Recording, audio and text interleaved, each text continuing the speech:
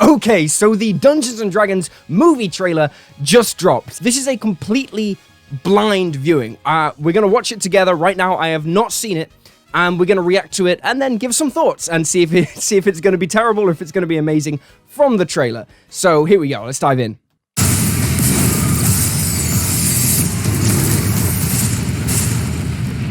Okay, nice. I think I saw display cities there.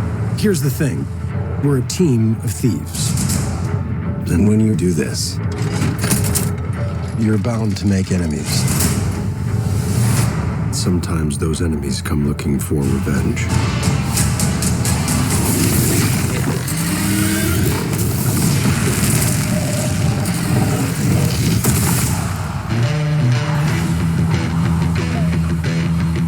Truth be told, we helped the wrong person steal the wrong thing.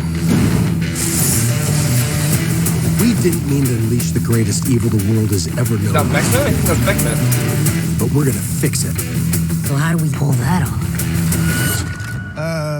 Figure it out over a drink? Probably best. You need to give us a fighting chance. We're gonna need strength. You got this, right? I know you don't. She's a barbarian. We also need courage, magic, and you.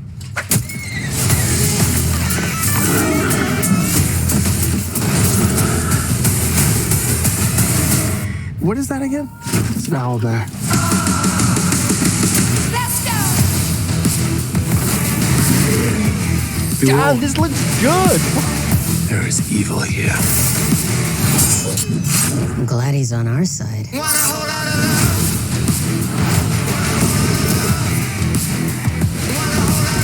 This one's dangerous. But whatever happens,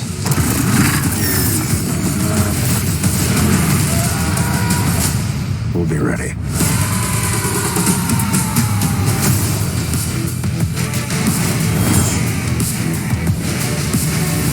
What is it exactly that you bring to this? I'm a planner. I make plans. You've already made the plan, so If the existing plan fails, I make a new plan. you make plans that fail. No, He also plays the lute. not relevant.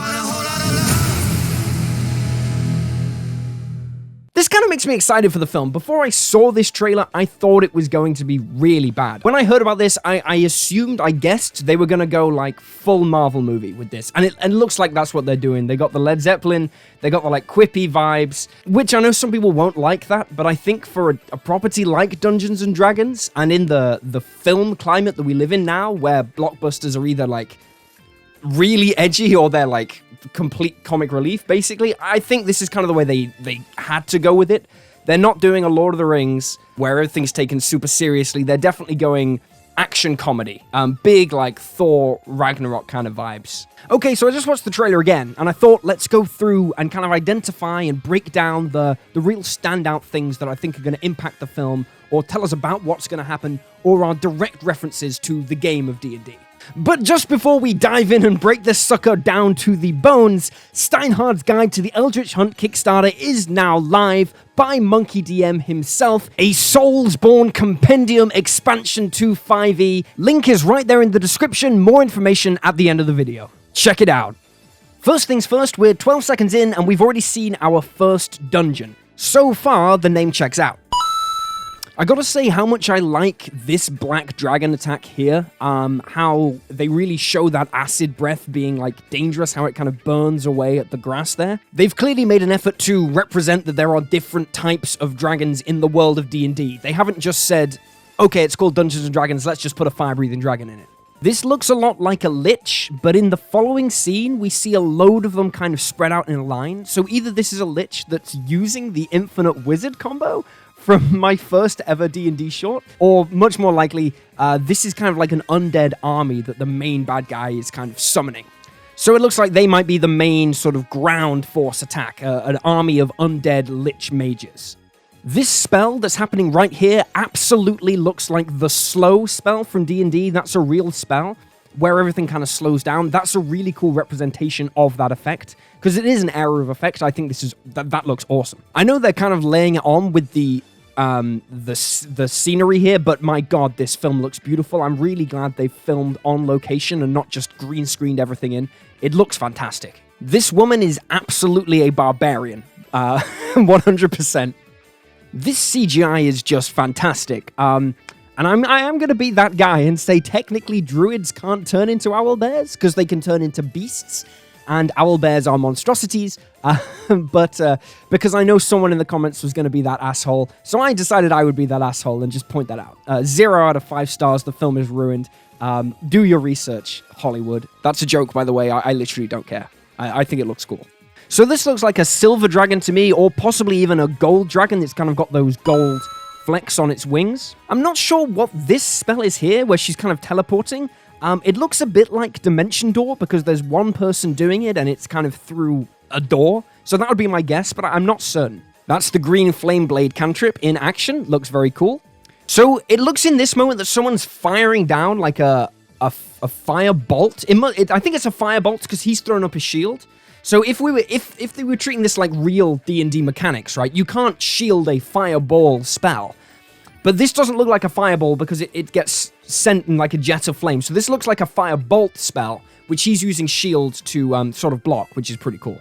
Of course, that's a mimic. Maybe the most iconic D&D monster, certainly up there. I love that they just dive into a gelatinous cube to avoid a displacer beast. That's hilarious. Gelatinous cubes are like also very dangerous, but I just think it's kind of a funny image. I'm really glad they put that in. So it looks like this guy's firing off a ray of frost here, and then the evil sort of lich mage is misty stepping away from the owlbear. Those are two also very common spells in Dungeons & Dragons. Again, from the look of this dragon, I'm pretty sure it's meant to be a red dragon because it's breathing fire and it's in like a volcano. It might not be because it doesn't look that red, but I do really like that each dragon they've shown in this trailer has a very distinct vibe. They haven't just taken one dragon design and changed the color and called it a completely different dragon. They all feel like their own real species. It's interesting that he's definitely a bard character, but they're all thieves. It doesn't look like any of them are actually rogues, which is kind of interesting.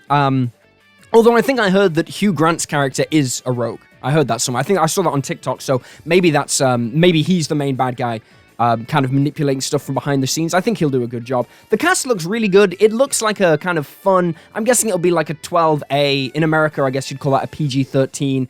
So I think the biggest risk when approaching material like Dungeons & Dragons like this is you lean too far into the comedy and they just have a load of kind of B-tier jokes that just miss, and we're just sitting there in the theater like rolling our eyes all the way through. I think that's risk one. Risk two is that you try and go too serious and it just turns into a total mess, because D&D it's high fantasy, so if you're going to take it seriously, you need to get it exactly right, like Lord of the Rings did, not like the Hobbit films did. Because if you get that even a little bit wrong, it's impossible to take seriously at all. So it looks like they're aiming for that middle ground where it's self-aware, it's fun, there'll be D&D references, but nothing too intense for newcomers, because obviously they want this film to appeal to everyone, right? They want to get everybody in. They don't want just D&D fans to come see it. They want the entire general public. So it looks like they're going to be hitting really hard on the recognizable figures like mimics, like owlbears, displacer beasts, dragons. I'm surprised we didn't see a beholder, but I'm guessing they're just not in this one.